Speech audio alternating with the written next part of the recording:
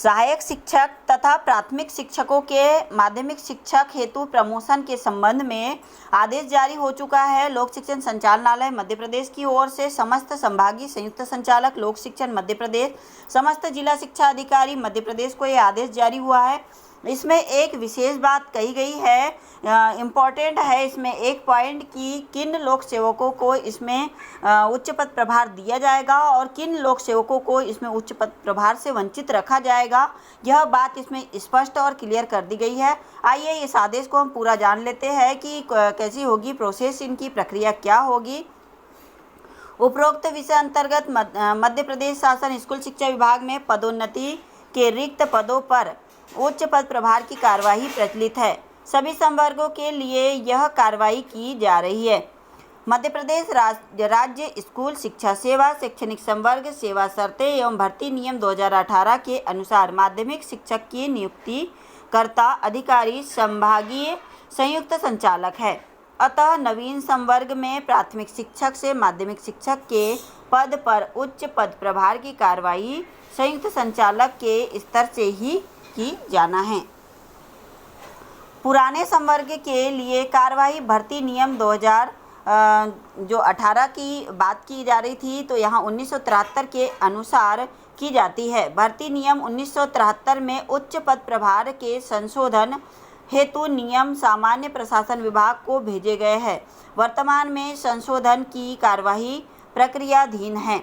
आचार संहिता के पूर्व समस्त संवर्गों में उच्च पद प्रभार की कार्यवाही पूर्ण किए जाने को दृष्टिगत रखते हुए सहायक शिक्षक से शिक्षक पद पर एवं पुराने कैडर को के जो सहायक शिक्षक है संवर्ग के अन्य समकक्ष पदों से उच्च श्रेणी शिक्षक एवं इसके अन्य समकक्ष पदों पर उच्च पद के प्रभार की कार्यवाही संभागीय संयुक्त संचालक स्तर से किए जाने के संबंध में प्रशासकीय अनुमोदन प्राप्त किया गया है। उच्च पद प्रभार हेतु लोक सेवकों की संख्या अधिक होने से काउंसलिंग प्रक्रिया समानांतर रूप से प्रत्येक संभाग स्तर पर दिनांक 3 एवं 4 अक्टूबर 2023 को आयोजित होगी। 3 अक्टूबर और 4 अक्टूबर को ये काउंसलिंग की प्रक्रिया होनी है। रिक्त पदों की जानकारी एजुकेशन पोर्टल से डाउनलोड कर प्राप्त की जाए। आपको रिक्त पदों की जानकारी आपकी यूनिक आईडी और पासवर्ड डालने पर और कैप्चा कोड डालने पर एजुकेशन पोर्टल से प्राप्त हो सकती है। आप वहां से सूची देख सकते हैं। इसके आधार पर संभागीय संयुक्त संचालक संभाग लोक सेवकों की काउंसलिंग की प्रक्रिया संपादित करते हुए निम्नानुसार कार्रवाई सुनिश्चित करेंगे। क्या क्या कार्रवाई होगी यह जान लेते हैं। पॉइंट नंबर 1, समस्त लोक सेवकों को सूचित किया जाए कि वे काउंसलिंग हेतु निर्धारित दिनांक को विषयमान से निर्धारित समय से 1 घंटा पूर्व संबंधित जिला शिक्षा अधिकारी कार्यालय में उपस्थित होंगे। जिला शिक्षा अधिकारी जिले में उपस्थित लोक सेवकों से यह जानकारी प्राप्त करेंगे कि उनमें से कौन से लोक सेवक जिले से बाहर पद स्थापना चाहते हैं। जो जिले से बाहर पद स्थापना चाहते हैं उनकी सूची भी बनाई जाएगी। ऐसे लोक सेवकों की जानकारी प्राप्त कर काउंसलिंग के प्रारंभ में ही संयुक्त संचालक गूगल शीट में प्रविष्टि करेंगे।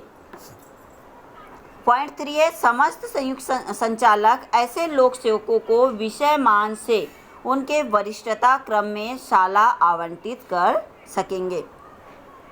चौथा बिंदु है, समस्त संयुक्त संचालक अपने स्तर से काउंसलिंग की लिंक बनाकर संभाग अंतर्गत समस्त जिलों को भेजेंगे। संचालनालय स्तर से उक्त कार्रवाई हेतु आवश्यक समन्वय इस कार्य हेतु गठित समिति द्वारा किया जाएगा। छठा बिंदु है, काउंसलिंग निम्नांकित सिद्धांतों के आधार पर की जाएगी। अब किन सिद्धांतों के आधार पर वर्ग 3 के शिक्षकों की काउंसलिंग की जानी है वह हम जान लेते हैं। शालावार रिक्तियां का परीक्षण जिला स्तर से किया जाएगा। यदि किसी शाला में पद रिक्त नहीं है तो उस शाला को आवंटित नहीं किया जाएगा। प्रदर्शित रिक्तियों पर ही काउंसलिंग की कार्यवाही की जाएगी। सेकंड बिंदु, समस्त लोक सेवकों को काउंसलिंग के लिए निर्धारित समय से 1 घंटा पूर्व उपस्थित होना होगा। विलंब से अगर आप उपस्थित होते हैं तो मनचाही शाला, जो शाला विशेष का आप चयन कर रहे हो उसका आप अधिकारी नहीं होंगे, वो आपको आवंटित नहीं हो पाएगी अगर आप विलम्ब से पहुंचते हैं।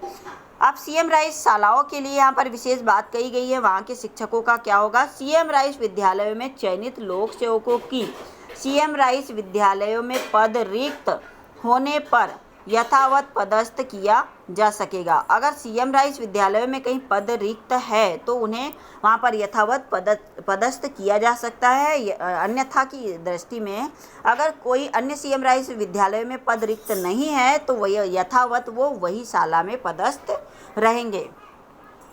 चौथा बिंदु है सहायक शिक्षक माध्यमिक शिक्षक संवर्ग के लोक सेवक का अंतर जिला स्थानांतरण हुआ है तो।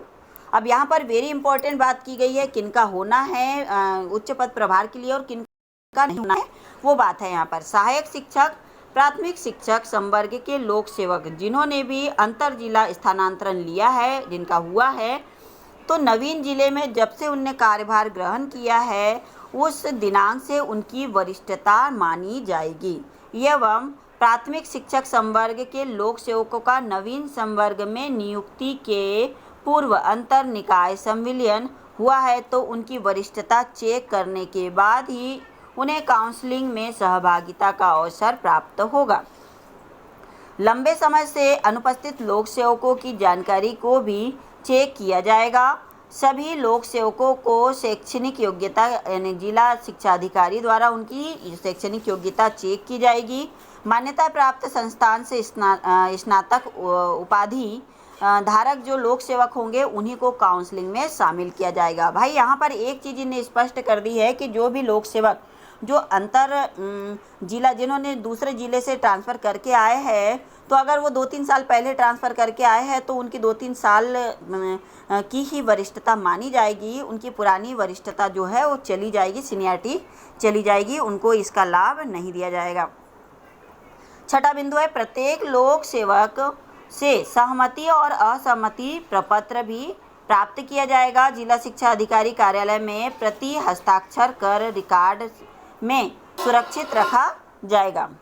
सातवां बिंदु है यहाँ पुनः यह स्पष्ट किया जाता है कि संयुक्त संचालक व्यक्तिगत रूप से काउंसलिंग में उपस्थित रहेंगे और इस हेतु आवश्यक कंप्यूटर, इंटरनेट, दक्ष ऑपरेटर इत्यादि की व्यवस्था सुनिश्चित करेंगे जिससे कि काउंसलिंग की प्रक्रिया बिना किसी बाधा के समुचित रूप से संपन्न हो सके।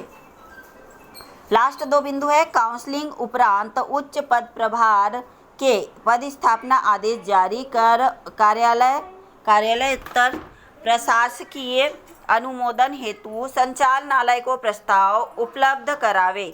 यह सुनिश्चित करे कि समस्त आदेश पोर्टल के माध्यम से ऑनलाइन ही जारी किए जाए। समस्त जो लोक सेवक होंगे उनके आदेश पोर्टल से ही सभी के ऑनलाइन जारी किए जाएंगे। पॉइंट नंबर 9 है जिन लोक सेवकों की निर्वाचन कार्य में अगर ड्यूटी लगी है तो उन्हें निर्वाचन कार्य पूर्ण होने के उपरांत ही कार्य मुक्त किया जाएगा जब तक वो उसी संस्था में पदस्थ माने जाएंगे। ये रही वेरी इंपॉर्टेंट जानकारी। आप अगर ऐसे ही लेटेस्ट अपडेट से जुड़ना चाहते हैं तो चैनल को सब्सक्राइब करके नोटिफिकेशन बेल को ऑल पर सिलेक्ट कर दीजिए। मिलते हैं फिर नए आदेश और नए अपडेट के साथ, तब तक के लिए बाय बाय।